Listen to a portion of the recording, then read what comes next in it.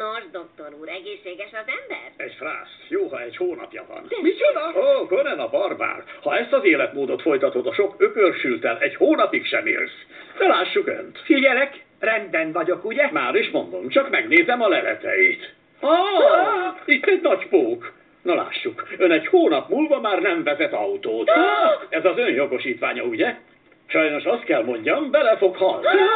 Ha megnézi ezt a Dean Martin válogatást. Árulja már el, milyen állapotban van? Nos, Mr. Griffin, hirtelen nem is tudom, hogy mondjam. Kim Basinger. Na, de visszatérve a rákhoz. Jézusom! Mert ön ugye rák, júliusban született. Na, de lássuk a leleteit. Jézusom, ez rosszabb, mint gondoltam. A fiamnak egyes lett a történelem dogája, szóval azt a májat ki kell kapni. Mi? Már 3 perce bent van a mikróban. Még kiszárad. Nos.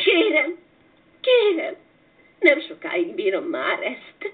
Mondja el, hogy Peter egészséges-e? Persze, teljesen, csak rohadt kövér. Hála Istennek! Egy pillanat, álljunk meg egy percre. Azt mondta, hogy kövér? Nos hát, igen, eléggé kövér.